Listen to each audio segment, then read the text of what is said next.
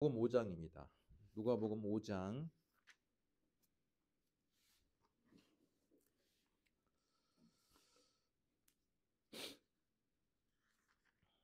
누가복음 5장 1절에서 11절. 저와 여러분이 한 절씩 교독하겠습니다. 신약성경 95쪽에 있습니다.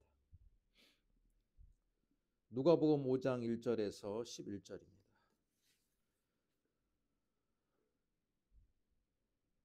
무리가 몰려와서 하나님의 말씀을 들을새 예수는 게네사렛 호숫가에 서서 호숫가에 배 두 척이 있는 것을 보시니 어부들은 배에서 나와서 그물을 씻는지라. 예수께서 한 배에 오르시니 그 배는 시몬의 배라.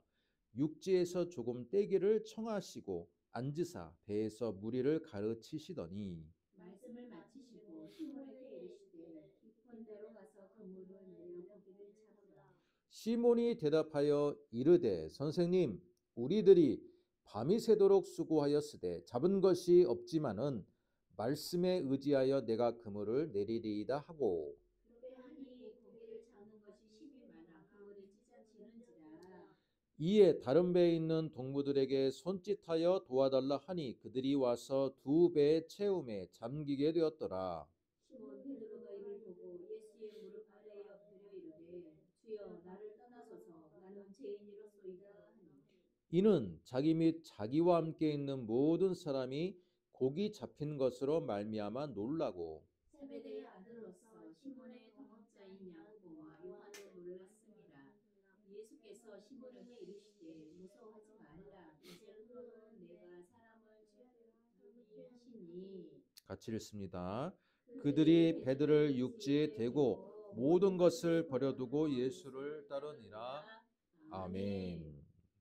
반갑습니다. 오늘 3월의 세 번째 주일입니다. 오늘 말씀의 제목이 뭡니까? 어부 제자들을 부르심. 제자들이 예수님을 만나서 소명을 받는 장면입니다.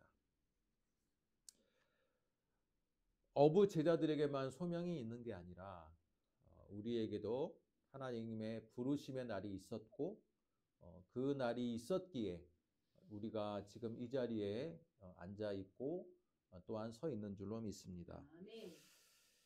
누구든지 소명을 받는 순간은 평생 잊지 못할 순간일 겁니다. 어부였던 베드로와 안드레 형제, 또 야고보 요한 형제에게 있어서 이 네 사람에게 있어서는요, 오늘 우리가 읽은 이 말씀, 이 시간, 이 장면이 그들의 인생 가운데 평생 잊혀지지 못할 그런 순간이었을 겁니다. 어떤 사람은 그럽니다. 누가복음 5장이 제자들이 처음으로 예수님을 만난 날이다. 맞습니까? 틀립니까? 우리 성경에 대한 해박한 지식을 갖고 있는 여러분들이 한번 대답을 해보시기 바랍니다. 처음 만난 날이에요? 아니에요? 우리 몇 주 전에 설교했을 때 예수님의 제자로서 가장 먼저 부름을 받은 사람이 누구라고 말했습니까? 베드로? 해박한 지식을 취소하겠습니다. 해박한 지식 취소. 안드레입니다. 요한복음 1장을 보면 요한복음 1장 36절 이하를 보면 세례 요한이 그의 옆에 있는 두 제자에게 뭐라고 말합니까? 예수님이 지나가는 모습을 보고 세례 요한이 뭐라 그래요? 보라, 하나님의 어린 양이로다. 자, 이렇게 말합니다. 보라, 하나님의 어린 양이로다. 야, 그러면서 세례 요한이 두 제자를 예수님에게 보냅니다. 여러분 기억나요, 안 나요? 세례 요한의 제자였던 그 바로 옆에 있던 두 제자가 보라, 하나님의 어린 양이로다 예수님을 이렇게 소개하니까 그 소개를 받고 그 즉시 세례 요한에서 바로 예수님으로 향해 가는 겁니다. 근데 그 두 제자 중 한 사람은 이름이 나오지 않지만 한 사람의 이름은 등장해요. 그 사람이 누굽니까? 누굽니까? 안드레였잖아요. 안드레.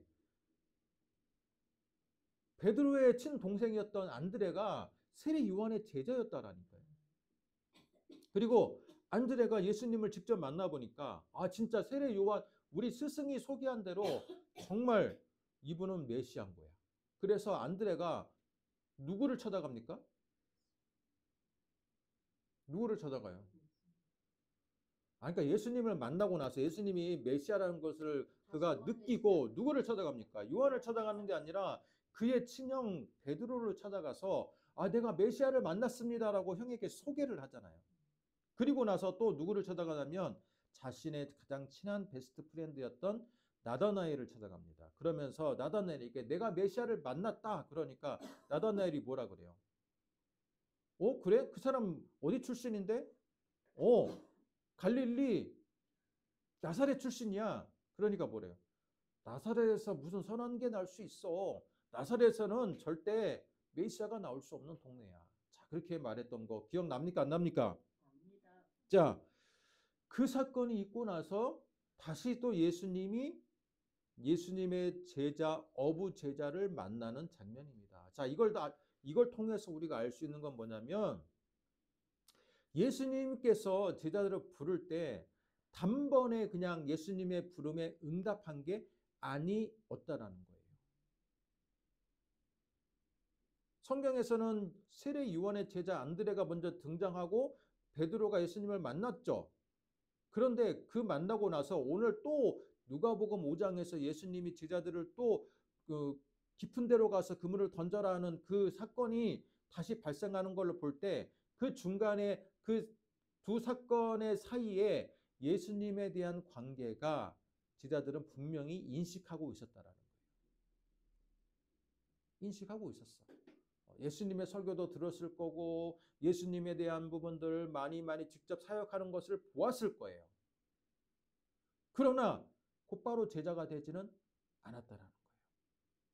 곧바로 제자가 되지는 않았다. 자, 오늘 말씀은 이들이 결정적으로 예수님을 따르게 된 계기가 되는 사건이에요. 계기가 되는 사건. 분명히 예수님을 알고 있었어 이제. 저분은 최소한 랍비 이상은 되는 것 같다. 메시아 정도 되지 않을까? 그렇게 두리뭉실하게 생각하고 있을 때 그 호숫가, 갈릴리 호숫가에 예수님이 다시 나타나셨어요. 여러분 갈릴리라고 호수라고도 말하지만 오늘 말씀처럼 게네사렛 호숫가라고도 말합니다.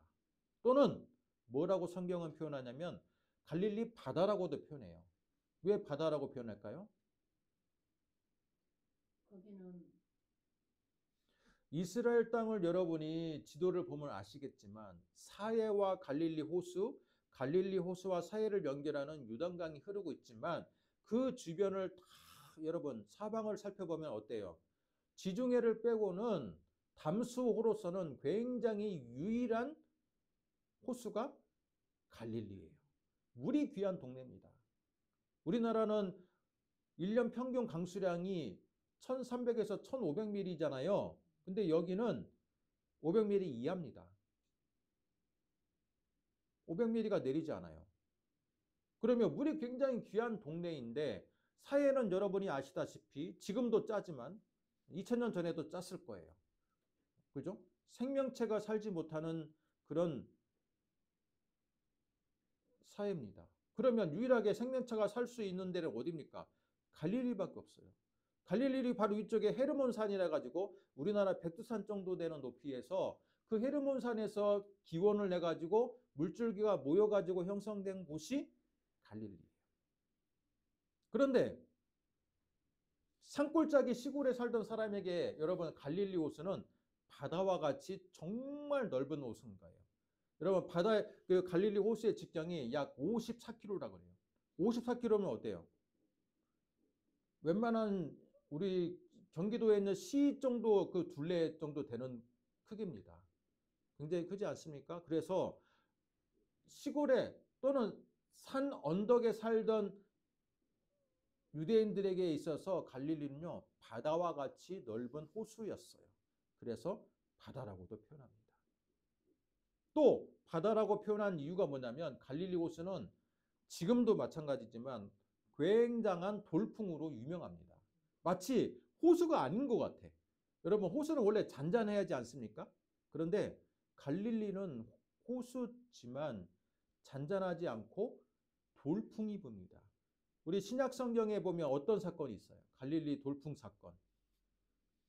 예수님 바다에서 걸으시는 예수님이 갈릴리에서 호수를 걸었을 때 베드로가 주여 저도 걷게 하여 주옵소서 해서 막상 또 했던 예수님의 인도를 받았을 때는 걸었어. 그런데 순간 돌풍이 부는 모습을 보고 어때요? 무서움이 생겨서 바다에 빠졌습니다. 그게 갈릴리에서 있던 사건인데 자 이걸로 볼 때 갈릴리는 뭘로 유명했다? 갑자기 불어오는 돌풍으로 유명했어요.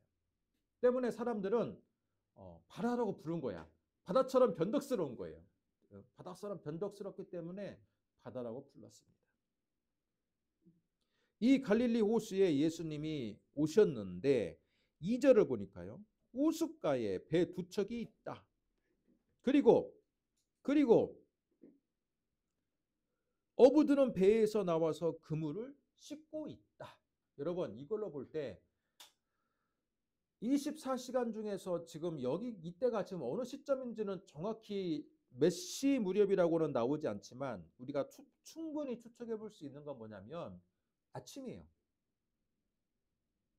갈릴리 호수에서 어부 생활을 하던 사람들의 일반적인 루틴은 뭐냐면 저녁에 출항을 합니다.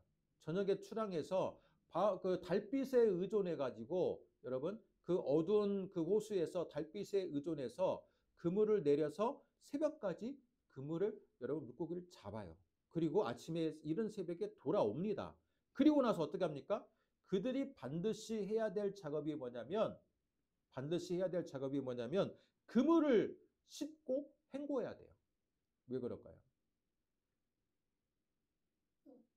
그 당시의 그물은요. 우리 지금 어부들이 쓰는 그물하고는 재질이 달라요. 지금은 굉장한 여러분 합성 특수 섬유로 인해 가지고 여러분 잘 끊어지지 않습니다. 그러나 그 당시의 그물은요. 합성 섬유가 어디 있어요? 다 천연 재료로 써. 그렇기 때문에 천연 재료의 특성상 여러분 빨리 헹궈서 여러분 말리지 않으면 어떻게 돼요? 썩어요. 썩고 부패가 됩니다. 때문에 지금 제자들이 그물을 씻고 있다라는 건요. 새벽을 끝나서 이제 아침 일찍 지금 들어와서 다음날 바로 그날 저녁에 출항하기 전에 그물을 말리기 위한 여러분 하나의 굉장히 중요한 작업인 거예요. 그물을 관리하는 작업인 거예요. 이른 아침인 거예요. 자, 그런데 배 두 척이 여러분 배 두 척이 딱 보여요. 이 배 두 척은 누굴까요? 누구의 배일까요? 확실한 것은 3절에 그 배는 시몬의 배라. 배 한 척의 지금 주인은 누군지 알 수가 있어요. 누구의 배입니까? 시몬 베드로의 배예요. 그죠? 베드로와 형제 안드레의 배야. 그러면 또 한 척은 누구의 배일까요? 상상력을 발휘해 봅시다. 누구의 배입니까?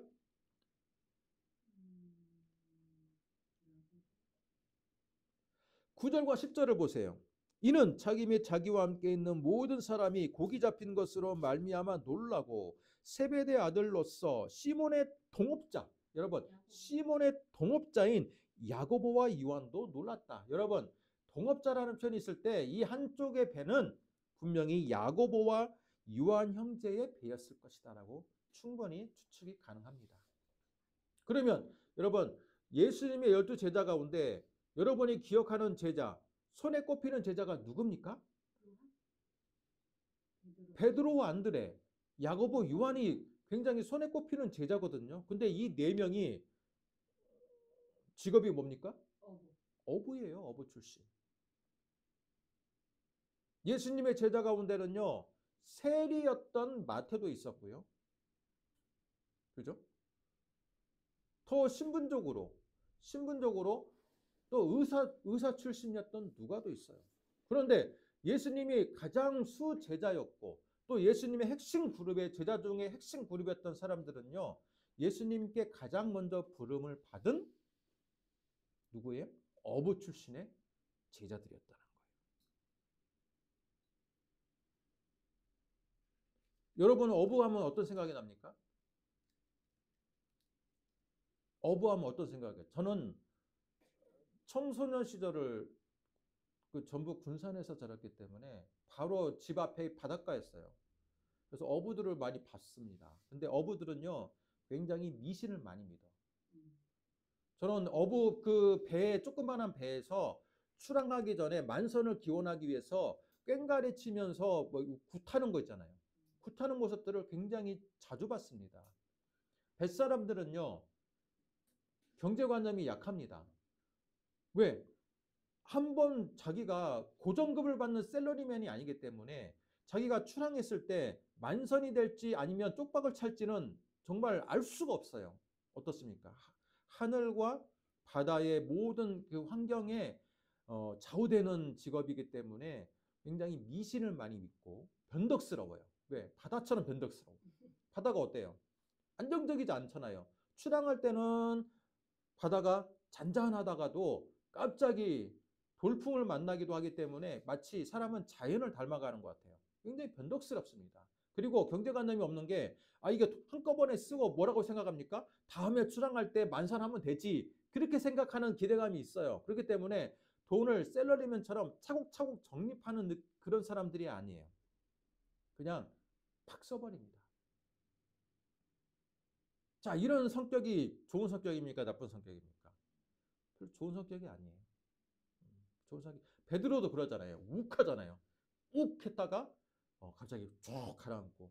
자, 그런 성격이 그 어부의 전형적인 성격. 뿐만 아니라 여러분, 이 야고보와 요한 형제들의 별명이 뭔지 알아요?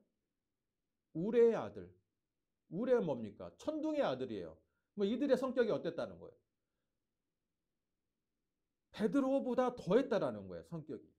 천둥처럼 갑자기 욱해가지고 갑자기 그냥 막 과격하고 갑자기 그냥 훅 가는 꺼지는 그런 성격이었다는 겁니다. 이게 뱃사람들의 전형적인 성격이에요.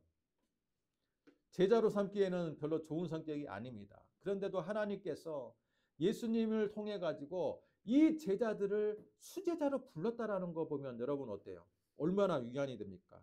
우리처럼 성격이 별로 안 좋은 사람들도 충분히 희망이 있다라는 것을 이 어부 제자들을 통해서도 우리는 발견할 수가 있어요. 어부 제자들도 이렇게 성격이 안 좋은 어부 제자들도 정말 수제자로 쓰고 핵심 제자로 썼는데, 그죠? 만약에 여러분이 예수님의 입장이라면 어떤 사람을 쓰겠습니까? 저 같으면 어부를 안 쓸 것 같아요. 저는 제가 말했잖아요. 어부를 많이 보았기 때문에 어부들은 별로 이 삶 자체가 이게 일정하지가 않고 굉장히 이게 변덕이 심합니다. 좀 안정적인 성격에 있는 사람들을 쓸 것 같고 또는 회당장이나 랍비들을 쓸 것 같은데 예수님은 오히려 그런 성격의 사람들을 쓰지 않고 변덕이 심하고 어부들을 썼다라는 거예요. 그렇기 때문에 우리들도 바로 이 자리에 부름을 받은 겁니다. 그렇습니다. 꼭 좋은 사람만 성격이 좋은 사람만 예수를 믿습니까? 그렇지 않아요. 성격이 안 좋은 사람들이 오히려 죄인이라는 것을 쉽게 고백하고 더 예수님을 잘 회개하고 예수님을 잘 믿을 수 있다는 겁니다. 자, 그리고 3절. 시몬의 배에 예수님이 올라서 하신 행동이 뭡니까? 배를 약간 띄웠어요. 그리고 배에서 무리를 가르쳤다. 여러분, 이 장면에 대해서 조금 더 우리가 설명을 제가 덧붙이자면 예수님을 따르는 사람들이 그만큼 많았다라는 거고 예수님의 말씀을 사람들이 계속해서 너무나도 많은 사람들이 우르르 몰려왔기 때문에 예수님의 옷자락을 잡기도 하고 또 예수님에 대해서 막 여러 가지의 막 요청을 하니까 예수님이 가르칠 수가 없어. 그럼 어떻게 됩니까? 가르칠 수 있는 좋은 방법이 배를 띄워서, 그죠? 적당한 군중들과 적당한 거리를 유지한 상태에서 말씀을 전하는 거예요. 그러면 백성들이 우르르르 호수로 첨벙첨벙 해서 예수님 쪽으로 오질 않겠죠. 왜? 자기 옷도 젖고 불편하니까. 그러니까 자, 호숫가에 딱 앉아 있고 예수님이 배를 좀 띄운 상태에서 말씀을 전하는 겁니다. 이걸로 볼 때 갈릴리 사람들은 어때요? 갈릴리 사람들은 말씀에 대한 욕구가 강했다라는 거예요. 말씀에 대한 욕구. 우리는 어떻습니까? 말씀에 대한 욕구가 강한 여러분이십니까? 현대로 올수록 여러분 기독교는요, 말씀의 종교에서 점점 멀어지는 것 같은 느낌이 들고요. 카톨릭은 오히려 말씀의 종교에 가까워지고 있는 느낌이에요. 제 생각은 그래요. 처음에 마르틴 루터가 1517년에 여러분 비텐베르크 성당의 95개조의 반박문을 통해서 종교개혁을 일으킬 때만 해도요, 카톨릭은 철저하게 그 의식 중심의 종교였습니다. 지금도 미사라는 뜻은 뭐예요? 그들이 미사를 드린다는 건 제사라는 뜻이거든요. 미사라는 단어가 예배라는 뜻보다는 제사라는 뜻에 가까운 단어예요. 그러면 무슨 제사를 드립니까? 신부가 건네주는 이 떡과 포도주에 참여한다는 느낌이 강한 예배를 카톨릭은 지금도 드리고 있어요. 말씀 중심이 아니었다라는 거야. 그리고 과거의 사람들 얘기를 들어보면 불과 1970년대, 80년대만 해도 카톨릭은요, 설교가 거의 없었어요. 뭡니까? 자기들 나름대로의 그 단계를 밟아가는 미사, 제사를 드렸다라는 거예요. 그런데 카톨릭이 개신교를 닮아가더니 설교가 처음에는 5분, 10분, 또 어떤 데는 제가 들어보니까 20분 동안 설교를 해요. 카톨릭 사제들도 이제는 설교를 한다는 거예요. 그런데 우리 기독교는 어떻습니까? 우리 개신교는 처음에는 설교가 30분, 40분이었다가 지금은 어떤 교회는 설교가 20분에 끝나요. 저는 20분에 끝나는 교회를 알고 있어요. 설교가 20분을 넘어가지가 않아. 근데 그 목사님이 물론 말씀을 잘 전하기는 해. 뭐 쓸데없는 예화 안 하고 쓸데없는 말을 막 군더더기가 없이 깔끔합니다. 근데 여러분 20분 설교를 했을 때 성도들의 반응이 어땠을까요? 한번 얘기해 보세요. 성도들의 반응이 어땠어요? 목사님 설교가 너무 짧은데요? 은혜롭지만 설교가 너무 짧은데요? 그렇게 말하는 사람들도 있었지만 대부분의 기독교인들의 거기 그 교회 교인들의 반응은 너무 좋다라는 거예요. 예배가 1시간 안에 끝나니까 50분이면 되니까 너무 좋다라는 거예요. 반응이 너무 좋았어요. 여러분 이건 무엇을 말합니까? 기독교가 여러분 저는 20분 동안 설교할 자신은 없어요. 20분 동안 설교하고 얼마나 많은 것을 우리가 말씀을 함께 나누고 말씀에 대해서 연구하고 또 그걸 선포할 수 있겠습니까? 너무 짧은 시간이지 않습니까? 만약에 20분에 끝나는 설교라면 우리가 카톨릭의 미사에서 한 15분, 20분 하는 그 신부들이 전하는 말씀과 도대체 어떤 차이를 우리는 가질 수가 있을까? 갈릴리 사람들은요, 예수님을 정말로 그 말씀에 대한 욕구가 강해서 예수님이 도저히 가만히 있어갖고는 말씀을 못 전하는 거야. 너무 소란스럽기도 하고 막 예수님을 못자락을 잡기도 하고 그러니까 패를 띄워서 말씀을 전했어요. 우리에게도 과연 이런 시절이 다시 올까요? 1960년대, 70년대 우리가 말씀에 부흥이 있었을 때만 해도 기도원이 막 불길같이 일어나고 막 우리 부흥회가 많이 있었고 정말 그럴 때는 말씀에 대한 목마름이 있었어요. 어떤 교회 목사님 말씀을 잘 전한다면요. 그 교회를 수십 킬로를 떨어져 있어도 차를 타고 가서라도 버스를 타고 가서라도 또는 도보로 가서라도 말씀을 들었어요. 우리나라 초창기 때 평양 대부흥운동 때는요. 말씀 사경에 참여하기 위해서 평양에 있는 말씀 사경에 참여하기 위해서 전라도 사람들이 걸어서 올라왔다는 기록이 있어요. 전라도, 경상도 또는 서울 또는 각지에서 여러분 말씀 부흥 사경에 참여하기 위해서 보따리를 메고 왔다라는 기록이 남아있어요. 그랬기 때문에 하나님께서 평양 대부흥을 일으킨 거예요. 오순절과 같은 역사가 평양에서 1907년인가 그때 일어났습니다. 왜? 갈릴리 사람처럼 말씀에 대해서 정말 듣고 싶고 정말 말씀을 내가 마음껏 기도하고 싶은 마음이 너무나도 한마음 한뜻이 되었기 때문에 성령이 부어진 겁니다. 안타깝지만 지금은 말씀이 너무 흔해졌어. TV를 틀어도 기독교 방송에서 24시간 나오고 유튜브를 틀어도 유명한 목사님 설교를 얼마든지 찾아볼 수 있고 또 지금도 얼마든지 이 시간에 예배드리는 교회가 얼마나 많아. 그런데 말씀은 흔해졌으나 정말 갈릴리 사람처럼 또는 평양의 대부흥운동에 참여했던 그 초기의 신자들처럼 말씀에 대한 얼마나 강한 열망과 갈급함과 소망이 있는지는 그걸 따져본다면 지금 우리들은 너무나도 말씀에 대한 기대감이 없다라고 볼 수 있어요. 오히려 카톨릭은 개신교를 따라가기 위해서 말씀 시간을 늘리고 있는데 우리는 말씀 시간을 줄이고 오히려 방언, 신유, 좀 뭔가 신비로운 것을 추구하고 있지는 않은지 우리가 한번 생각해 보지 않을 수가 없습니다. 무리를 가르쳤어요. 3절. 말씀을 마치고 시몬 베드로에게 예수님이 시몬 베드로의 배에 탔잖아요. 말씀 마치고 이제 사람들이 하나둘씩 흩어져 갑니다. 그러면 시몬 베드로에게 뭐라고 말합니까? 깊은 데로 가서 그물을 던져라. 자, 이 말을 들은 시몬 베드로는 내가 저녁에 출항해가지고 밤새도록 그물을 여러분 그 당시 그물은요 지금 그물보다 더 무거워요. 여러분 지금 그물은 폴리에스테르 같은 여러 가지의 특수 소재로 해가지고 가볍고 튼튼하고 질기지만 그 당시는요 천연의 그걸로 만들기 때문에 여러분 무거워 안 무거워요?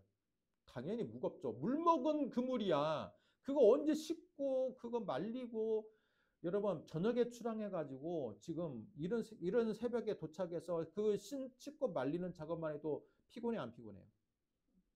얼마나 피곤하겠습니까? 그리고 또 한 가지 중요한 것은 또 그리고 나서 또 저녁이 되면 또 출항을 해야 돼. 그죠? 그러려면 어때요? 쉬어야죠. 컨디션 회복을 위해서 쉬어야 될 타임이야. 그런데 예수님이 뭐라고 말씀하십니까? 깊은 데로 가서 그물을 내려 고기를 잡으라. 주님께서 훌륭한 랍비시고 훌륭한 선생인 건 내가 알겠사오나 그물 잡는 거, 그물 내리고 물고기 잡는 거는 제가 베테랑입니다. 당신은 어부가 아니라 석공 출신이지 않습니까? 그런 얘기를 충분히 할 수 있지 않을까요? 베드로는 말은 안 했지만 속으로 그렇게 생각했을 거야. 내가 잔뼈가 굵은 어부인데 내가 더 잘 아는데 정말 갈등되는데 이번 말씀 들으니까 보통 분은 아닌 것 같은데 이분이 정말 물고기를 잡아야 될 시간이 아니라 그물을 씻어가지고 그물을 말려야 되는 이 시간에 다시 물고기 출항해가지고 물고기를 잡으라 하니 정말 갈등되는데 아마 그렇게 생각했을 거예요. 우리도 인생을 살아갈 때 그렇게 생각할 때가 많겠죠. 우리가 갖고 있는 이제 연륜, 인생을 살아가는 그 나름대로의 우리 노하우와 방법이 있는데 주님이 갑자기 그 노하우와 방법을 깨고 어떤 결정을 하도록 하나님이 인도를 한다면 우리는 어떻게 할까요? 주님, 제가 그래도 몇 년을 살았는데 제가 더 판단을 잘하지 않을까요? 제가 지금 생각이 제가 생각하고 있는 게 더 맞지 않을까요? 그렇게 생각하지 않겠습니까? 그런데 5절 시몬의 대답이 멋집니다.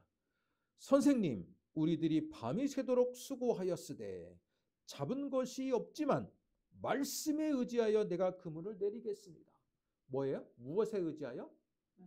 당신의 말씀을 내가 믿고 말씀에 내가 그걸 의지해서 내가 한번 다시 그물을 말리려고 씻었던 그물을 다시 배에다가 싣고 다시 물고기 잡으러 가겠습니다. 깊은 데로 갔다는 여러분, 깊은 데로 갔다는 것도 가까운 그 연안이 아니에요. 좀 더 깊은 곳으로 가려면 더 멀리 가야 돼요. 그죠? 지금 말씀은 굉장히 5절, 6절이 말씀과 동시에 뭐 물고기가 많이 잡은 것처럼 보이지만 어때요? 시간적인 간격이 있겠죠. 깊은 데로 가려면 또 멀리 또 가야 돼. 자, 6절 어떻게 됐습니까? 고비를 잡은 것이 심이 많아 그물이 찢어지는지라. 여기 천연의 재료로 만든 그물이기 때문에 물고기가 많으면요 찢어져요. 그죠? 그러다 보니까 어때요? 이에 다른 배에 있는 동부들에게 손짓합니다. 막 불러요. 왜? 자기의 배 안에 너무 많아가지고 이게 다 담을 수가 없어. 자, 그래서 불럽니다. 그들이 와서 두 배 채움에 잠기게 되었더라. 여기 동무가 누구였을까? 야고보와 요한 형제의 배였지 않았을까요? 배 두 대가 있었으니까. 그죠? 시몬 베드로가 자, 이에 대한 반응이 어떻습니까? 8절. 예수의 무릎 아래 엎드려 이르되 주여 나를 떠나소서 나는 죄인이로소이다. 여러분 이것과 자, 이걸 보았을 때 어떤 게 생각납니까? 베드로의 신앙 고백이다라고 생각이 됩니까? 베드로의 신앙 고백. 내가 죄인이라고 고백하고 나를 떠나라고 고백하고. 자, 이거 무슨 감정입니까? 무슨 감정이라고 봐야 돼요? 인간과 예수님을 보고 시적인 능력을 발견해서 인간과 신을 범접할 수 없는 능력에 참하는 하나님의 아들이. 처음에는 뭐라고 대답했습니까? 5절. 선생님, 우리들이 밤이 새도록 수고하였으되 랍비라고 불렀어요. 처음에. 그런데 그물이 찢어질 만큼 물고기가 많이 잡히니까 그런데 지금 그물이 찢어질 정도로 물고기가 많이 잡히는 그 시점이 어때요? 이른 아침이 지나서 말씀을 사역하고 이른 아침이 지나서 또 그걸 출항을 했기 때문에 여러분 낮이 이제 완전한 낮이 된 거죠. 그죠? 낮에 그물을 내려서 물고기가 잡히는 시간이 아니야. 물고기들이 주로 야간 작업을 하기 때문에 물고기가 야간에 많은 거죠. 그죠? 그런데 물고기가 잡히는 시간도 아니고 물고기는 깊은 바다에서도 잡히는 것도 아니야. 그러면 예수님이 지금 명령하시는 그 말씀은요, 상식이 아니야. 상식 밖에 지금 명령을 하신 건데, 상식 밖의 명령에 물고기들이 찢어지게 잡혔어요. 이건 뭐라고 봐야 될까요? 베드로 입장에서는 내 평생 이런 적이 없을 거야. 그죠? 내 평생 내가 한낮에 그물을 내린 적도 없지만 또 한낮에 그물을 내려서 물고기를 많이 잡을 확률은 거의 없어요. 없어. 그런데 내 평생 이런 적이 처음이야. 자, 이랬을 때 그물을 만손을 두 배 가득 채워가지고 다시 예수님께로 왔을 때 예수님이 그 자리에 계속 계셨나 봐요. 예? 그 해안가에. 예수님 앞에 엎드려서 베드로의 첫째 반응이 뭡니까? 나를 떠나세요. 나는 죄인입니다. 이게 무슨 말일까요? 오히려 인간적으로 접근하면 주님 또 명령해 주세요. 또 명령하면 당신으로 인해서 내가 더 만선할 수 있으니까 주님 나를 떠나지 마세요. 그게 상식 아닙니까? 맞아요, 안 맞아요? 대답을 해봐요. 여러분 부자 되고 싶잖아요. 부자 되려면 어떻게 해야 돼? 주님 나를 좀 떠나지 말고 나에게 어디 그물을 내려야 되는지 어느 시점에 내가 어떤 사업을 해야 되는지 어느 시점에 내가 어떤 결정을 내려야 되는지 알려주세요. 우리 지금 그러려고 기도하는 거 아니에요? 대답해 보세요. 맞아요, 안 맞아요? 어떤 결정을 해야지 내가 부자가 되고 어떤 결정을 해야지 내가 축복받는지 빨리 알려주세요. 왜 대답이 없으세요? 그러고 우리는 기도하고 있잖아요. 그래 안 그래요? 그런데 베드로는 주님 나를 떠나소서 나는 죄인입니다라고 말하고 있어. 이게 무슨 상식 밖의 대답을 할까요? 그래서 어떤 사람은 베드로가 신앙을 고백했다 라고 하는데 여러분 그렇게 깊이 있게 생각하면 안 돼요. 그 당시에 갈릴리의 문화는요, 여러분 갈릴리 지역이 왜 무시를 당했을까? 예루살렘에서 멀리 떨어져 있는 변방의 도시입니다. 조선시대로 말하면 한양에서 우리 함경도, 평안북도, 함경북도에 있는 변방의 도시가 갈릴리 땅이에요. 조선시대 때에도 함경북도 사람들을, 평안도와 함경북도 사람들은 등용하지 말라겠잖아요. 그죠? 변방의 땅. 이방 지역과 접해 있는 땅. 혼혈의 지역. 여러분, 유대인들, 여러분, 베들레헴과 유대 지역, 예루살렘에 있는 사람들이 볼 때 갈릴리는요, 바로 그런 곳이었어. 평안북도와 함경북도에 있는 지역이야. 그 당시에도 지역 차별이 심했어. 갈릴리 지역을 무시했기 때문에 갈릴리 사람들도 자기 프라이드가 없으니까 야, 갈릴리에서도 시골 촌구석인 나사렛에서 무슨 메시아가 나와. 좀 그런 반응이 나오잖아요. 그렇지 않습니까? 그런데 왜 사람들이 갈릴리 지역에 많이 살았느냐? 여러분 원래 갈릴리 지역에는요. 북이스라엘 땅이었잖아요. 사마리아 지역이었잖아. 그런데 얼마나 여러분 BC 2세기경 마카베오 형제들이 그 반란을 일으키고 반란이 아니라 혁명이라겠죠. 마카비 혁명을 일으킬 때 그 시점에 로마에 속국이 되면서 잠깐 로마에서 벗어난 적이 있거든요. 그 헬라 문화권에서 로마에서 속국이 되기 전에 그 잠깐 독립했던 그 시간이 있었는데 그 왕조가 멸망한 이후로 굉장히 유대인들이 로마에 속국이 되면서 형편이 정말 어려워졌습니다. 식민지가 되면서. 그래서 원래는 사마리아의 땅, 이방인의 땅이라고 일컬어지는 땅으로 사람들의 유대 쪽에 있는 사람들이 올라갑니다. 예수님의 가족도 그랬잖아요. 원래는 어디 사람이에요? 베들레헴 사람이잖아. 그렇죠? 베들레헴은 바로 예루살렘 옆에 있는 거기 지역이에요. 원래 베들레헴과 예루살렘 지역에 살던 사람이었는데 먹고 살기가 힘들어. 베들레헴과 예루살렘 여러분 가보시면 아시겠지만 먹을 게 없어요. 별로. 비도 잘 안 와. 게다가 산이에요. 해발 800m. 기본적으로 해발이야, 해발. 그러니 사람들이 먹고 살기가 힘드니까 어디로 갑니까? 여러분이 만약에 간다면 어디로 가야 돼? 그나마 먹고 살기가 좋은 지역으로 가야 돼. 갈릴리 땅을 딱 봤더니 야, 반경 50km가 넘는 호수가 있는데 물고기가 많아. 사람들이 굶주려 있는 사람들이 볼 때는 그쪽이 마치 그죠? 이 선망의 대상이 되는 거야. 그래서 사람들이 어쩔 수 없이 그쪽으로 가요. 평판이 안 좋을지라도 올라갑니다. 그래서 집단으로 그쪽으로 예수님의 가족도 원래 베들레헴이었지만 올라가잖아요. 먹고 살기 위해서. 그런데 그 지역의 이미지가 어때요? 안 좋아요. 안 좋아. 그러나 그 지역에서 자리를 잡은 사람들은 굉장히 그래도 그 당시 어려운 시대지만 부유하게 살았어. 여러분, 부유하게 살았던 사람들 중에 한 사람이 누굽니까? 베드로예요. 그 당시에 배가 있었다라는 건요. 그 지역의 유지인 거예요. 지금도 배값 여러분 생각해 보면 배값 비쌉니다. 지금도 우리가 보는 조그마한 배도 그냥 보통 1억은 넘어요. 그냥 뭐 1, 2천 원 배는 없습니다. 조그마한 배들도 조그만 규모가 있으면요. 그냥 4억, 5억 그냥 그 이상으로 넘어갑니다. 배 굉장히 비싸요. 지금도. 그리고 어업권이라 가지고 이 어업할 수 있는 권리를 따내는 것도 또 돈이 한 거의 1억 이상 들어가요. 비쌉니다.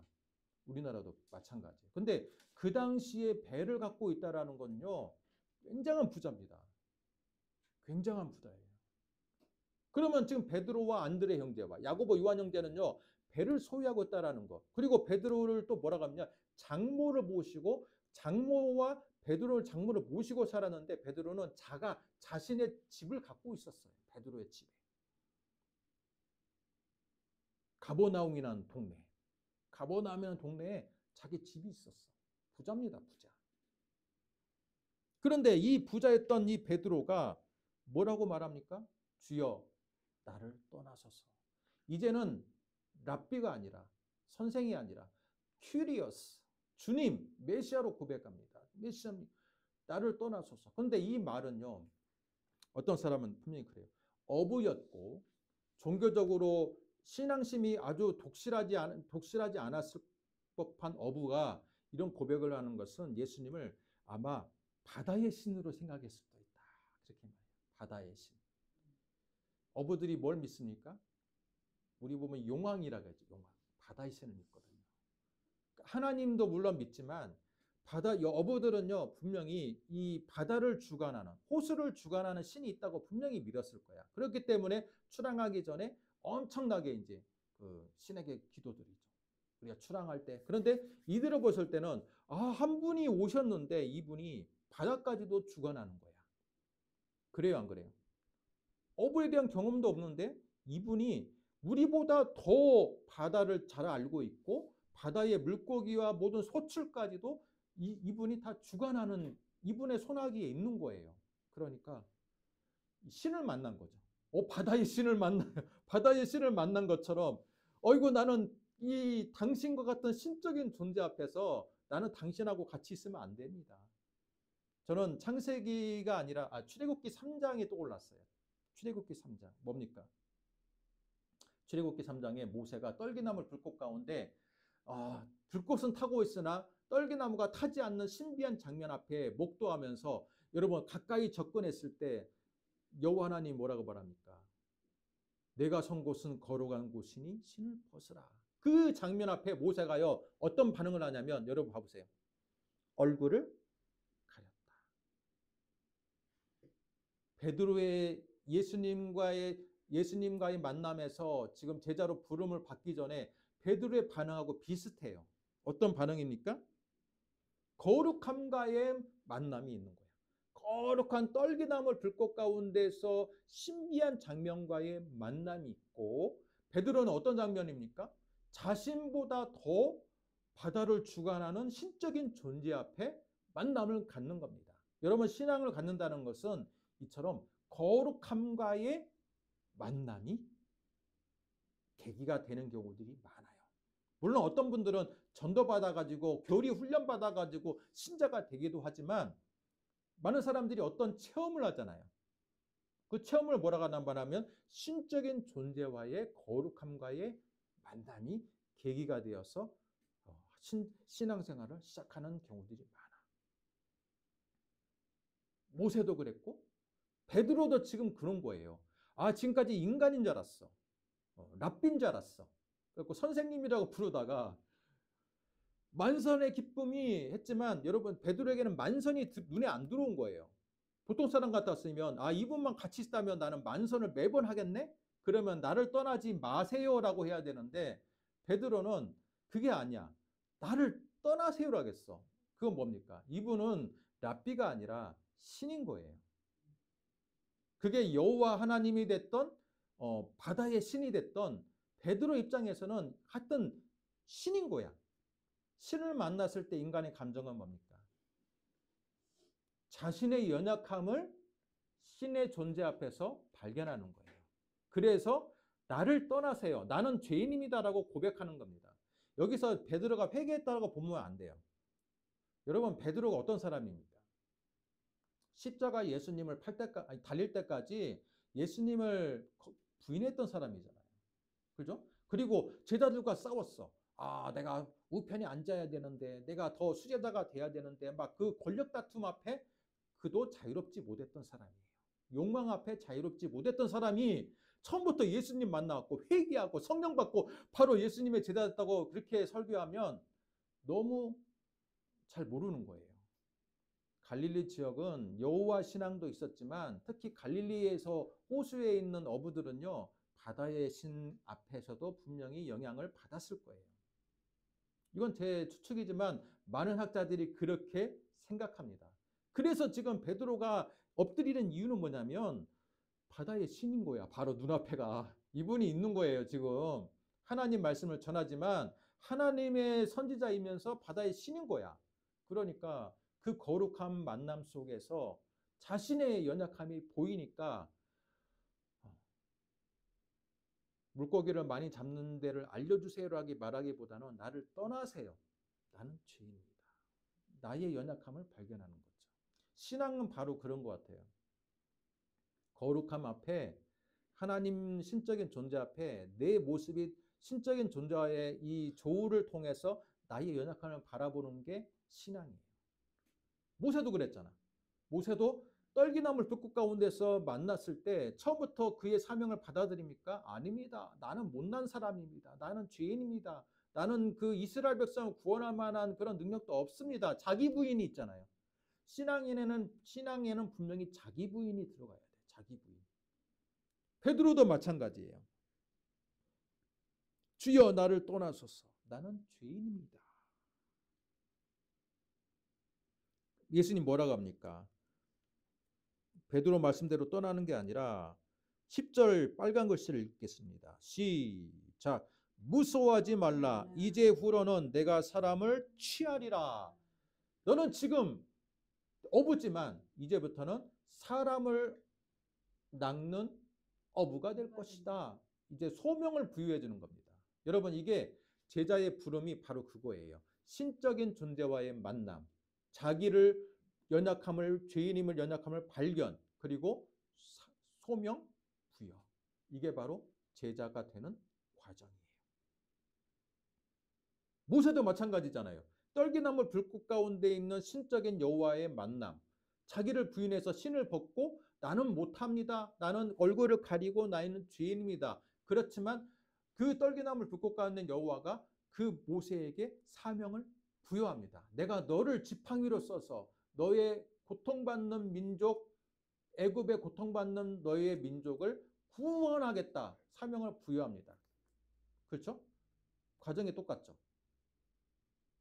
베드로를 만나주셨던 예수님, 떨기나물 불꽃 가운데 만났던 이 모세, 사명에 받는 순서가 같습니다. 같아요. 그런데 놀라운 건 11절 같이 읽습니다. 그들이 베드로를 육지에 대고 모든 것을 버려두고 예수를 따르니라. 여러분, 배를 육지에 대고 모든 걸 버려뒀다. 여러분, 지금 물고기가 많아가지고 물고기 빨리 팔아야 할 거 아니에요. 지금 우리 생각해. 지금 횡재했잖아요. 로또를 맞은 거잖아요. 로또를 맞았으면 빨리 팔아야지.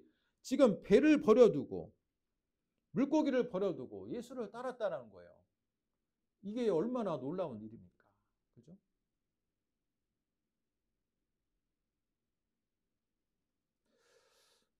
배를 버려둔다는 게 뭡니까? 나의 지금 직장을 버리는 거고 사업터를 버리는 거예요. 그 당시 먹고 살기 어려운 시대인데 여러분, 배 하나만 있으면 정말로 평생 먹고 사는데 지장이 없는 그 나의 소중한, 그죠? 삶의 미천인데 그걸 버리고 예수를 따랐다는 거예요.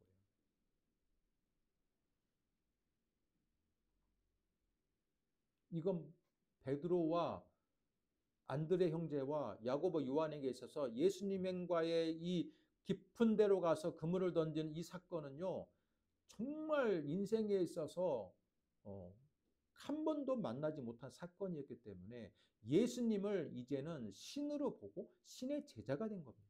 신의 제자가. 평범한 어부였습니까? 그러나 베드로는 평범한 제자처럼 보였지만, 평범한 어부처럼 보였지만, 야고보 형제도 평범한 어부처럼 보였지만, 여러분, 안드레가 세례 요한을 따랐던 걸로 볼 때 이들은 경제적으로는 풍요로웠으나 뭐를 추구하는 사람이에요? 진리를 추구했던 사람이에요. 진리를 추구했어. 세례 요한이 메시아인 줄 알고 진리를 추구했어. 그러나 세례 요한이 뭘 소개해줘요? 저분이 나보다 더 앞선 자다라고 하니까 예수님을 만났어. 근데 예수님 만나는데 긴가민가 하는 시점에 지금 이 깊은 데로 가서 그물을 던져서 만선의 이 자신의 상상도 못한 이걸 보고 나서 드디어 이분이 메시아라는 걸 확신하고 또 이분이 바다의 신적인 존재라는 것을 확신하고 그 확신이 얼마나 강했던지 배를 남겨두고 예수를 따랐더라라는 것입니다. 여러분, 이걸 통해서 우리는 뭘 알 수 있습니까? 베드로에 대해서 너무 이상적으로 그려왔다라는 거예요. 처음부터 회개하고 처음부터 예수를 믿었고 그러나 그 당시의 문화로 볼 때 베드로는 분명히 바다의 신에 가깝게 예수를 봤을 수도 있다라는 거예요. 근데 어찌됐건 신앙을 갖는다는 건 뭐예요? 신적인 존재와의 만남이 필요하다는 겁니다. 우리도 마찬가지예요. 우리가 예수를 믿는다는 게 학습을 통해서 예수를 믿는 것은 정말 신앙의 깊이가 약해질 수 있어요. 기도를 통해서든 찬양을 통해서든 여러분 찬양을 통해서도 분명히 영이 열립니다. 또 말씀을 통해서든 분명히 은혜를 받습니다. 그게 은혜를 받는다라고 우리가 표현하지만 그게 뭡니까? 하나님과의 거룩한 만남이고 신비의 만남인 겁니다. 신앙에 신비가 없다면 그건 학습된 믿음인 거죠. 이 신앙의 신비 앞에서 인간의 반응은 어때요? 나의 연약함을 발견하는 겁니다. 베드로가 나를 떠나세요. 나는 죄인입니다. 모세가 주여 나는 못합니다. 나는 죄인입니다. 고백했던 게 바로 나의 신앙의 신적인 존재 앞에서 나의 연약함을 발견하고 그럼에도 불구하고 그 신은 나를 떠나는 게 아니라 나에게 새로운 소명을 주는 과정. 이게 바로 우리의 신앙의 과정이 되어야 돼요. 근데 우리는 왜 이리 옛날에는 그랬겠죠. 옛날에 나도 뜨거웠어. 옛날에 막 내가 이러이러한 체험을 하고 내가 이러이러한 하나님과의 만남이 있고 그런데 지금은 뭡니까? 우리 과거에 대한 추억을 가지고 신앙생활을 하고 있습니까? 아니에요. 원래 저는 어떻게 생각하냐면 신앙이라는 것은 과거에 대한 어떤 경험을 통해서 계속 신앙 계기가 돼서 신앙생활을 시작하지만 그 신앙생활을 이어가는 것은 매 순간에 이 신비로운 주님과의 만남이 있어야 한다고 생각이 돼요. 그게 없으면 과거에 대한 어떠한 추억으로 신앙생활을 하는 거예요. 그렇습니까? 안 그렇습니까?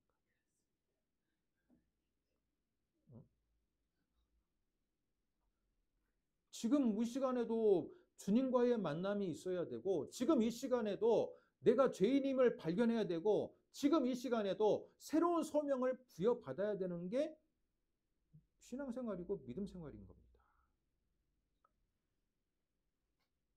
여러분은 과연 그러고 있습니까?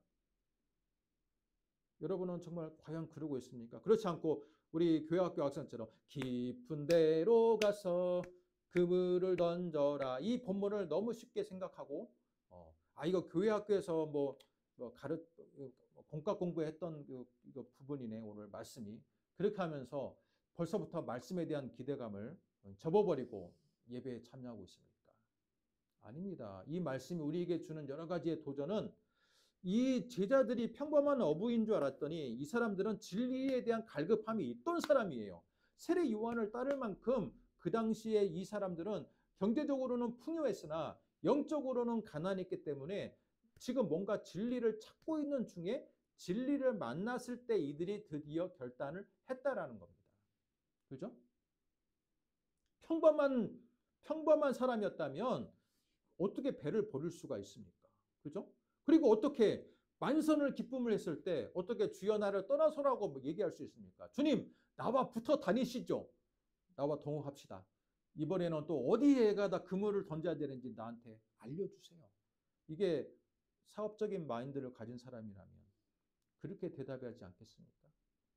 그러나 진리에 대해서 갈급했고 진리를 만났을 때 자신의 연약함을 볼 줄 아는 사람이었기 때문에 주님 나를 떠나소서 나는 죄인입니다 라고 고백하는 겁니다. 우리에게도 그런 심령의 가난함이 있기를 주님의 이름으로 축복합니다. 그 가난함이 바로 하나님과의 만남을 통해서 다시 한번 우리가 깨어지고 다시 한번 사명을 받고 그러한 삶이 우리의 인생 가운데도 이어지기를 주님의 이름으로 축복합니다. 기도하겠습니다.